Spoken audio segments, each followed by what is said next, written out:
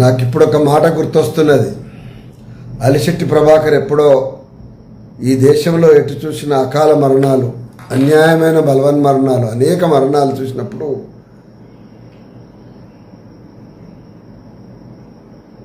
ఏంది ఈ దేశం పోస్ట్ మార్టం రూమ్ వాసన వస్తుంది అంటాడు. మీ అందరికీ తెలుసు, శవాల గదులు, శవాలు చనిపోతే శవాలను తీసుకుపోయి పోస్ట్ మార్టం చేస్తారు కదా, ఆ పోస్ట్ మార్టం దగ్గర ఎంత భయంకరమైన వాసన వస్తుందో మనందరికీ తెలుసు. దాన్ని గుర్తు చేసి దేశమే శ్మశానము, శవాల వాసన వస్తుందని చెప్పడం కోసం అలిశెట్టి ప్రభాకర్ అన్న మాట ఇప్పుడు గుర్తు తెచ్చుకుంటే, ఇప్పుడు ఈ దేశంలో బుల్డోజర్ల రంకెలు వేస్తున్న శబ్దమే వినబడుతున్నది. ఎందుకంటే బుల్డోజర్ని ఇష్టపడడం అనేది నిర్మాణానికి సంబంధించినటువంటి విషయం వచ్చినప్పుడు అది సహాయపడుతుందని చెప్పుకోవడం వేరే సంగతి. కానీ బుల్డోజర్ ద్వారా కూల్చివేత ఉన్నప్పుడు, అది అందున మనుషులు నివసించే ప్రాంతం ఉన్నప్పుడు, అది ఎట్లాంటిదైనా సరే, ఏ కారణమైనా సరే సహజంగానే మనకు ఏదో విధ్వంసం జరిగినటువంటి బాధగా అనిపిస్తూ ఉంటుంది. కానీ ఇప్పుడు మోస్ట్ ఫేవరెట్ వర్డ్ ఉత్తరప్రదేశ్లో యోగి ఆదిత్యనాథ్కైనా, తెలంగాణలో అంటే భారతీయ జనతా పార్టీ రిప్రజెంట్ చేసే యోగి ఆదిత్యనాథ్కు బుల్డోజరే ఇష్టం. ప్రజాపాలన పేరు చెప్పి దేశవ్యాప్తంగా భారత రాజ్యాంగం పట్టుకొని తిరిగినటువంటి రాహుల్ గాంధీ నియమించినటువంటి రాష్ట్ర ముఖ్యమంత్రి, ఈ రాష్ట్ర ప్రజలు ఒక ప్రభుత్వం కాదని, ఒక పార్టీ కాదని ఎన్నుకున్నటువంటి నాయకుడు ఇవాళ ముఖ్యమంత్రి అయ్యిండు. మరి ఆ ముఖ్యమంత్రికి కూడా ఇప్పుడు బుల్డోజర్ అంటే చాలా ఇష్టమైపోయింది. బుల్డోజర్ మాత్రమే ఇష్టం కాలే, బుల్డోజర్ని ప్రయోగించడము ప్రతిరోజు కార్యక్రమంగా పెట్టుకొని హైదరాబాదులో వేలాది మంది గుడిసెలు, ఇండ్లు ఊలగొట్టి తీవ్ర అప్రతిష్ట పాలై హైకోర్టులో కూడా తీవ్రమైన అభిశంసనకు గురైనటువంటి హైడ్రా. ఎంత మంచి పేరు అంటే, నాకు సైన్స్ స్టూడెంట్లం కాబట్టి హైడ్రా అంటే చిన్నప్పుడు మన టెంటికల్స్ ఉండేటువంటి ఉండేది కదా, అట్లా బహుశా మరి ఎందుకు రేవంత్ రెడ్డికి అట్లాంటి ఆలోచన వచ్చిందో కానీ, హైడ్రా ఆ టెంటికల్స్ పెట్టి నడుస్తూ ఉంటుంది కదా, అట్లా దీని మూవ్మెంట్ ఏదైతుందో నీటిలో ఆ టెంటికల్స్ తోటి బలంగా అడుగులు వేస్తున్నటువంటి దాని లెక్కన ఏమైనా పోలికే ఉందేమో అనుకున్నాను. దానికి ఫుల్ ఫామ్ కూడా మంచిగా తయారు చేసిండ్రు. Hyderabad disaster response and protection of assets protection agency అనేదో పెట్టుకున్నారు దాన్ని ఫుల్ ఫామ్ని. నేను చాలా సందర్భాలు అనుకునేది, అసెట్స్ ప్రొటెక్షన్ అనేది కానీ డిసాస్టర్ మేనేజ్మెంట్ కానీ ఎక్కడ కనపడకుండా కేవలం కూల్చివేతలకే పరిమితమైనటువంటి ఈ వైరుధ్యమైనటువంటి భావనతోటి ఈ ఫుల్ ఫామ్ ఎందుకు ఉందని చెప్పేసి అనుకునేవాడిని. కానీ దాని వెనక ఒక విచిత్రమైనటువంటి, నిన్న మీరందరూ చూసిండ్రు, బెంగళూరులో ఈ రాష్ట్ర ముఖ్యమంత్రి రేవంత్ రెడ్డి గారు 6th ఎడిషన్ ఆఫ్ హిందూ ఎన్ రామ్ గారి స్వయాన అటెండ్ అయినటువంటి దగ్గర హిందూ హడిల్ అంటే చిన్న గ్రూప్ ఆఫ్ మీటింగ్ కోసం ఉన్నట్టు దానికి వారిని పిలిచినప్పుడు చాలా అనేక రంగాల్లో బాధ్యత కలిగిన పౌరులందరూ వచ్చినటువంటి, విజ్ఞులు వచ్చినటువంటి ఆ ప్రెస్ మీట్ ముందున్నటువంటి వాళ్ళని దృష్టిలో పెట్టుకొని మాట్లాడిన తీరు లోపల ఎందుకో మరి ఏం జరిగిందో మనకు తెలియదు. కానీ ఎక్కడో ఏమో జరుగుతూ ఉంది. అంటే ఈ ఉండబట్టలేనటువంటి వాతావరణం ఎందుకు వస్తుందో తెలీదు.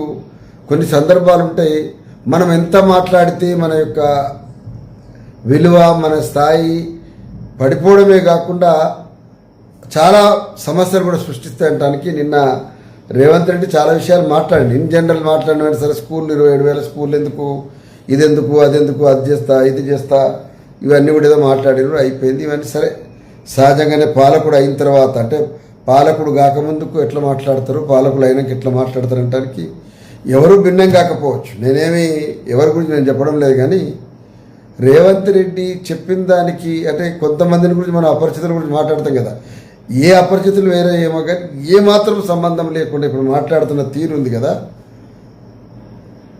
గత ప్రభుత్వం నిరంకుశంలో ఉంది, ప్రజాపాలన కావాలి, ఉక్కి సంఖ్యలు తెగాలి, నిర్బంధం పోవాలి, ఊపిరి పీల్చాలి, నియంత్రణ పాలన చెల్లదు అని చెప్పేసి ఉరుకులాడినటువంటి వాళ్ళందరి యొక్క అంచనాలను తలకిందులు చేసి స్వయాన వారు మిగతావి మాట్లాడినవి చాలా నిరంకుశమైనవి, అన్యాయమైనవి, ప్రజాపాలనకు ప్రతిబింబించేటి కావనేది ఒక ఇష్యూ అయితే, ఆయన సడన్గా మాట్లాడినటువంటి ఒక భయంకరమైన వీడియో అయితే నేను చూసినా, మీరు కూడా బహుశా వినుంటారు. మీరు demolish like anything. You go and Google you can see Iran, you can say Israel or anything, you can compare with those demolitions and these demolitions. Are demolished like anything. ఇక దీనికి సపోర్ట్ కొట్టేటోళ్ళు కూడా ఉండాల. విచిత్రం ఏంటంటే I demolish like anything, you go and search in Google అన్నాడు కదా. Google search చేయాలంటే ప్రపంచవ్యాప్తంగా చాలా విధ్వంసాలు ఉన్నాయి. ఇజ్రాయిల్లో ఏం జరుగుతూ ఉంది, ఇరాన్కి ఏం జరుగుతుంది, రెండింటికి కంపారిజన్ కూడా లేదు. ఎందుకంటే మీ అందరికీ తెలుస్తూ పాలస్తీనాలో జరుగుతున్నటువంటి దాడి మీద, ఇరాన్ మీద జరుగుతున్నటువంటి దాడి మీద ఎందుకు మాట్లాడలేకపోతున్నారు అని చెప్పేసి, ఇది అన్యాయం, మాట్లాడలేని ఈ పిఎం ఎందుకు ఇట్లా ఉన్నాడు అని చెప్పేసి ప్రియాంక గాంధీ పార్లమెంట్లో బయట మాట్లాడడం మీరు గమనించుంటారు. మరి ప్రియాంక గాంధీ, రాహుల్ గాంధీ నియమించినటువంటి రాష్ట్ర ముఖ్యమంత్రి ఏం చెప్తున్నారు అంటే, మీరు పైనుంచి గూగుల్లో చూడండి, ఇరాన్ ఇజ్రాయిల్లో ఎట్లయితే విధ్వంసం జరిగిందో అట్లాగనే ఇక్కడ ఉన్నటువంటి నేను హైడ్రా ద్వారా తీసుకొచ్చినటువంటి ఏదైతే ఉన్నదో I demolish like anything, you can compare with these things అని అంటున్నాడు. నేను ఏమంటున్నా, పసిపిల్లలు ఏడుస్తూ ఉంటే, స్కూల్ పిల్లలు చచ్చిపోతూ ఉంటే, ప్రపంచమంతా గగ్గోలు పెడుతున్నది. ట్రంప్, నెతాన్యూ ఇద్దరిని కాదని ఆ దేశాల ప్రజలే లక్షలాది మంది రోడ్ల మీదకి వచ్చి మా దేశ నాయకులుగా మీకు ఈ నరమేధం సృష్టించే హక్కు లేదని చెప్పేసి ఆ దేశ ప్రజలు రోడ్ల మీదకి ఎక్కుతూ ఉంటే, నాకు యూదులను గ్యాస్ ఛాంబర్లో వేసినటువంటి, వేలాది మందిని చంపినటువంటి, లక్షలాది మందిని చంపినటువంటి హిట్లర్ స్ఫూర్తి తీసుకొని వారి యొక్క ఇష్టమైనటువంటి ఒక సీక్రెట్ కోడ్ హైడ్రా ఉంది. అంటే వారు చెప్పేటువంటి code full form Hyderabad disaster response and asset protection agency కాదది. వారి దృష్టిలో అది హిట్లర్కి ఇష్టమైన పదం కాబట్టి నాకు కూడా ఇష్టమైంది, నాకు హిట్లరే స్ఫూర్తి అన్నాడు. నేనేమంటున్నంటే, బహుశా శ్రీశ్రీ కూడా ఒక మాట అంటాడు, అంటే ఎంత దిగజారిపోవాలంటే, నిప్పులు కక్కుతూ నింగికి ఎగిసిన నేనే, నే రక్తం కక్కుంటూ నేల రాలితే నేనే అనేటువంటి పద్ధతిలో కూడా ఈ నేల మీదికి గిరాటి వేసినట్టుగా మీ యొక్క స్థాయిని తగ్గించుకొని పడిపోయి ఆ మీరున్నటువంటి పార్టీ యొక్క స్థాయిని తగ్గించేసి దానికి ఉండే ప్రాపంచిక దృక్పథాన్ని, సహజంగా ఉన్నటువంటి డెమోక్రటిక్ పర్స్పెక్టివ్ అంతా కూడా నాశనం చేస్తుంటే, మరి ఆ రాహుల్ గాంధీ ఎక్కడో అర్థం కాదు. రాహుల్ గాంధీ ఒకవైపు అండమాన్ నికోబార్లో ఉన్నటువంటి లక్షలాది చెట్లను ఒక అదాని కోసం, ఒక ప్రైవేట్ వ్యక్తి కోసం విధ్వంసం సృష్టిస్తారని చెప్తాడు. ఇక్కడ ఉన్నటువంటి ప్రజలు ఉన్నటువంటి ప్రాంతాల్లో ఇంత పెద్ద విధ్వంసం జరుగుతామంటే, ఒక్క డే ఈనాటికి కూడా ఢిల్లీ వేదికగా కాంగ్రెస్ నుంచి ఒక సీరియస్ అల్టిమేటం, ఇది పద్ధతి కాదు. మనం ఇదివరకే ఎప్పుడో ఒకసారి తుర్క్మాన్ గేట్ దగ్గర మనము గుడిసెలు కూల్చివేసినందుకు నిరంతరం అదే స్క్రోల్ చేసి బీజేపీ చూపెడుతుందని చెప్పేసి వారించవలసింది పోయి ఇప్పటిదాకా మాట్లాడకపోగా, ఇప్పుడు నిన్న కర్ణాటకలో వీరు బెంగళూరులో పోయి మాట్లాడేది మొత్తం. ఈ బెంగళూరులో రాసినటువంటి ఏం జరిగింది, ఒక ముఖ్యమంత్రి పోయి ఇంకొక ముఖ్యమంత్రిని ఎక్కించిన సందర్భం లోపల ఇంకా ఏ డిస్టెన్స్లు ఏమనే, అక్కడ ఉన్నటువంటి డిస్టర్బెన్స్లు ఏమనే మనకు తెలియదు, కానీ చాలా ఆశావాహంగా ఏదో ఒక ప్రభుత్వం నడవనీయు, కాంగ్రెస్కి ఒక ప్రభుత్వం ఉంది కదా అని చెప్పి ఒక పాజిటివ్ కన్సర్న్ సందర్భంలో నువ్వు పక్క రాష్ట్రంలో సీఎంగా పోయి ఇట్లాంటి లాంగ్వేజ్ మాట్లాడిన తర్వాత బెంగళూరులో లేదా కర్ణాటకలో ఉన్న ప్రభుత్వాన్ని ఎట్లా డిస్టర్బ్ చేయాలని చెప్పేటువంటి భారతీయ జనతా పార్టీకి మీరు తీసుకుపోయి పల్లెంలో చేతులు పెట్టేసి విమర్శలు చూస్తున్నాగా ఆల్రెడీ సోషల్ మీడియా ఎట్లా నడుస్తూ ఉన్నది. కథలు చెప్తా ఉంటారు కదా మీరు అందరూ కాంగ్రెస్ పార్టీ గురించి చూడండి, వారి నిజ స్వరూపం ఎమర్జెన్సీ యొక్క అది స్ఫూర్తి తీసుకున్నటువంటి ఆ డిక్టేటర్షిప్ నుంచి తీసుకున్న దాని నుంచి వచ్చిన మాటలే తప్ప ఇవి గాలి నుంచి వచ్చిన మాటలు కావని చెప్పి ఆల్రెడీ భారతీయ జనతా పార్టీ దాడి మొదలుపెట్టింది. నేనేమంటున్నంటే, రేవంత్ రెడ్డి గారు మీరు కేవలం ఒక రాష్ట్ర ముఖ్యమంత్రి మాత్రమే కాదు, కష్టకాలం లోపల సుదీర్ఘకాలము అధికారులైనటువంటి ఒక కాంగ్రెస్ పార్టీకి ఒక అవకాశం తెలంగాణ ప్రజలు ఇచ్చినందుకు ఇది దేశవ్యాప్తంగా చూస్తున్నటువంటి సందర్భం లోపల అందులో మోస్ట్ హ్యాపనింగ్ స్టేట్ అని చెప్పి తెలంగాణకు ఒక మంచి నేమ్ ఉన్న సందర్భంలో మీరు దానికి ముఖ్యమంత్రి అయ్యారు. మీరు ఏం మాట్లాడవలసినది, దేశంలో ఉన్నటువంటి ప్రధాన అధికార పక్షమైనటువంటి ఇవాళ భారతీయ జనతా పార్టీ కొద్ది స్టేట్లు తప్ప మిగతా అన్ని స్టేట్లలో అప్రతితంగా దూసుకొని పోతా ఉంటే, మీరు ఎంత దూసుకొని పోయినా సరే మా డెమోక్రటిక్ స్పిరిట్కు మీ యొక్క విజయం సమానం కాదని చెప్పడం వదిలిపెట్టేసేసి మీరు ఇవాళ వివిధ రాష్ట్రాల్లో ఉన్నటువంటి భారతీయ జనతా పార్టీ సంబంధించినటువంటి అత్యంత దుర్మార్గంగా ఏకపక్షంగా ప్రజల మీద దాడులు చేసి ఎన్కౌంటర్లు చేసి చిన్న చిన్న వాటికి అయిన దానికి కాని దానికి అసలు ఎన్కౌంటర్ అనే పదంకే భారతదేశంలో కూడా నక్సలైట్ల విషయంలో పడినే ప్రపంచవ్యాప్తంగా ఒక చిత్రమైనటువంటి వాతావరణం క్రియేట్ చేయబడింది ఎన్కౌంటర్ గురించి. అదేదో ఆపరేషన్ కగార్ డెడ్ లైన్ పెట్టి మీరు ఖతం చేశారు. కానీ ఇవాళ ఆపరేషన్ కగార్ లాంటి అనేకమైనటువంటి అట్లాంటి పనులు ఇవాళ దేశవ్యాప్తంగా చేస్తున్న సందర్భంలో దాన్ని కార్నర్ చేసేటువంటి పని వదిలిపెట్టేసేసి ముఖ్యమంత్రి మీరు పక్క స్టేట్కి పోయి నాకు హిట్లర్ స్ఫూర్తి అని చెప్పిన తర్వాత మీరు ఫాసిస్టు భారతీయ జనతా పార్టీ పాలన, హిందూ ఫాసిస్టు పాలన, హిందుత్వ ఎజెండా ఈ పదాలు ఎక్కడివి అసలు దేనికి స్టాండ్ అయితే అని అడుగుతున్నా. మీరు చెప్పేది ఏంటిది, మీరు చేస్తున్న పని ఏంది నాకు చెప్పండి. అందుకోసం ఇవాళ నేను ఏదో సరే ఉన్నాం కాబట్టి ఇంకో పార్ట్లో ఉండి ఏదో అంటున్నామని కాదు. What exactly you mean by that నేను అడుగుతున్నా. మీకు ఇంగ్లీష్ రాకపోతే రిక్వెస్ట్ చేసి ఇంకా మంచిగా నేర్చుకోండి. లేదు అనుకుంటే ధైర్యంగా మీకు నచ్చిన ప్రకారం చేయండి. మనకు ఎదురుగా ఉండేటువంటి వాళ్ళకి ఏమంటే అండర్స్టాండ్ అది అవుతుంది. లేకపోతే ఒక ట్రాన్స్లేటర్ పెట్టుకుంటారు చేసుకుంటారు. ఎందుకంటే ప్రపంచంలో ఇంగ్లీష్లో మాట్లాడే రూల్ ఏం లేదు. ఈవెన్ నాకు కూడా మీలాంటిదే కింద మీద పడే ఇంగ్లీష్ కూడా రావచ్చును. నేనేం కాదనడం లేదు. అది నేనేమంటానంటే మైక్ ఫేస్ చేసేటప్పుడు భాష తొందరలో పడి తప్పు చేయొద్దు. ఏదైనా ఒకటి ఆవేశంగా మాట్లాడదాం. ఎందుకంటే నాకు బాగా గుర్తుంది, మీరు పార్లమెంట్ ఒకసారి సడన్గా మాట్లాడేటప్పుడు ఎక్కడి నుంచి వెళ్ళిపోయేసి బికాజ్ ఐఎమ్ ఏ శూద్ర అని చెప్పేసి మీరు అన్నారు. నిజానికి ఆ టైంకు రెలవెన్స్ అది కాదని తెలియదు. శూద్రాన్ని పదం అన్నందుకు బాగానే ఇంపాక్ట్ ఉంది, అయ్యలేదనుకున్నా సంతోషపడ్డం. ఓకే, అది బాగానే ఉంది. కానీ మీరు మరి ఇదేంటిది, ఈ దురదేంది నిన్న మాట్లాడేది చెప్పండి నాకు. ఎవరు అడాలు ఫిట్టర్ ఎవరు? ప్రపంచమంతా ద్వేషించేటువంటి నరహంతకుడు. ఎప్పటికీ చరిత్రలో డాష్ బోర్డు మీద ఎట్లయితే మనం నల్ల బోర్డు మీద ఏం రాసి ఉంటుందో అట్లా మానవ చరిత్రలో ఇట్లా అనేటువంటి వాడికి ఉన్నటువంటి స్థానం అది. దాని నుంచి నువ్వు తీసుకున్నాడంటే మరి పుస్తకం ఉంది కదా, మెయిన్ కంఫు అనేది ఉంది కదా, అది పుస్తకం పట్టుకొని తిరగండి. భారత రాజ్యాంగం పట్టుకొని తిరగడం ఎందుకు? ఒక కాపీ తీసుకుపోయి రేపు రాహుల్ గాంధీ గారికి ప్రజెంట్ చేయండి. అది చేసుకుంటూ పోండి. రేపటి నుంచి కాంగ్రెస్ పార్టీ మేనిఫెస్టోలో ఇదే భాగం చెప్పి గాంధీ భవన్కి ఎలాడగట్టండి. మీకు ఎంత ఏ లోకంలో ఉన్నారు మీరు? ఒకవైపు యూదులని ఎందుకు అప్పుడు జరిగింది అని అంటే హిట్లర్ చేసింది కరెక్ట్ అని చెప్పి అప్పుడెప్పుడు స్వతంత్రం రాకముందుకున్నటువంటి జనసంఘమైనటువంటి పోలికలు, విశ్వ హిందూ పరిషత్ నుంచి ఉన్నటువంటి పోలికల నుంచి ఇప్పటిదాకా కూడా అంటే జరుగుతున్న నరమేధం లోపల చంపకపోతే ఏం చేస్తారని చెప్పి ఇజ్రాయెల్ని ఏకపక్షంగా సమర్థించేటువంటి అవతలి పార్టీకి మీకు ఏమి డిఫరెన్స్ వచ్చింది అంటున్నా. And your comment regarding Hitler is more worst than Bharatiya Janata Party. అది కదా ఇప్పుడు మొత్తం అగ్గిర నిజంగా మాట్లాడుకోవాలంటే మీరు మాట్లాడిన మాట ఒక ఏం చేసిందంటే ఆ కాక్రోచ్ జనతా పార్టీ గురించి ఏదైతే హైప్ వచ్చిందో, ఏదో అడావుడు వచ్చిందో దాన్ని కూడా కవరప్ చేయగలిగింది.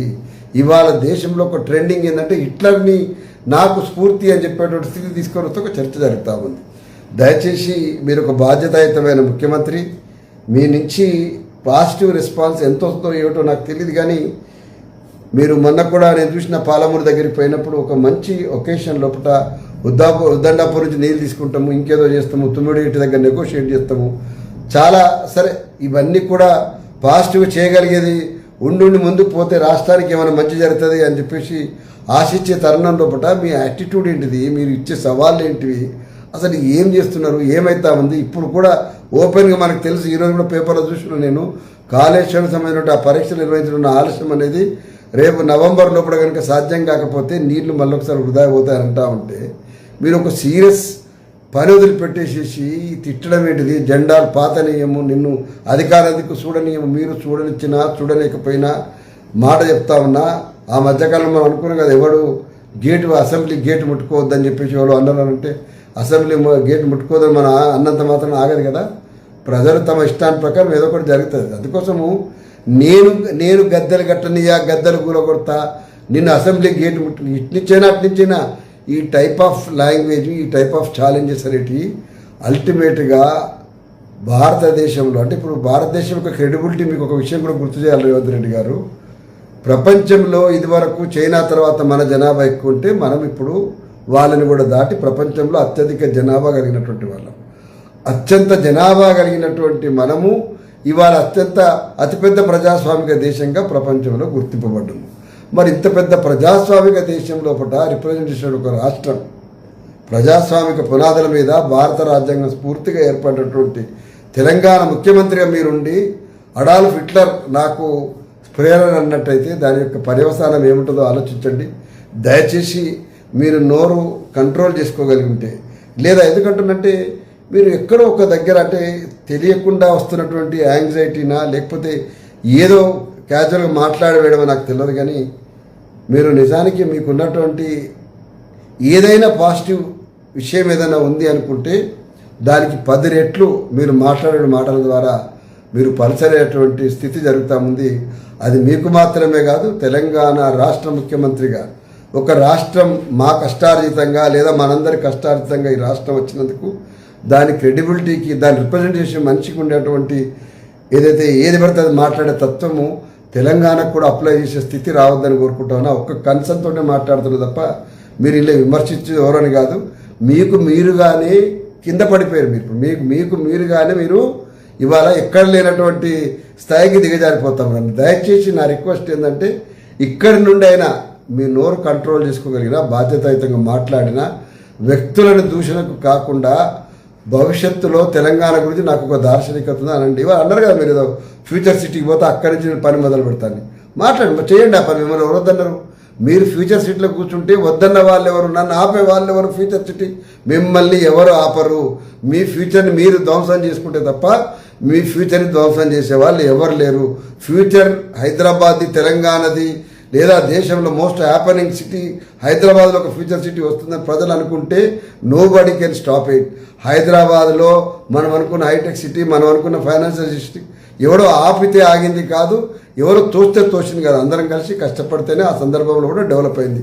ఇది కూడా అట్లాగే జరగాలని చెప్పేసి కోరుకుంటూ మీ నుంచి భవిష్యత్తులో ఇంకా దిగజారేటువంటి కామెంట్స్ రావద్దు అని చెప్పేసి కోరుకుంటూ తెలంగాణకు ప్రతిష్ట పెరిగేటువంటి వాతావరణంలో మీలాంటి నాయకులు ఉండాలి తప్ప, లేదా ఈ రాష్ట్ర ముఖ్యమంత్రి ఉండాలి తప్ప ఇట్లా దిగజారే మాటలతో ఉండొద్దు.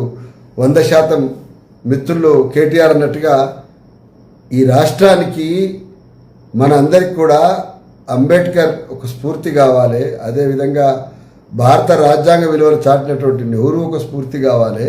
లేకపోతే తెలంగాణ సిద్ధాంతమో తెలంగాణ స్ఫూర్తి నింపినటువంటి జయశంకర్ సార్ ఒక స్ఫూర్తి అయ్యే విధంగా ఉండాలి తప్ప హిట్లర్ స్ఫూర్తి అయ్యేటువంటి తెలంగాణ నాయకుడిని తెలంగాణ ప్రజలు కోరుకోవడం లేదు. తెలంగాణ ప్రజలు సకల దరిద్రాలని సకల నియంతృత్వాన్ని ఎదిరించినటువంటి మహోన్నతమైన పోరాట సంప్రదాయం కలగల రాష్ట్రంలో మీ అతివాచాలత అనేది తెలంగాణకు కలంకితం చేసేదని చెప్పేసి సందర్భంగా గుర్తు చేస్తూ మీరు మారాలని, మీ నోరు కంట్రోల్ కావాలని అన్ని విధాలా కోరుకుంటున్నా. జై తెలంగాణ.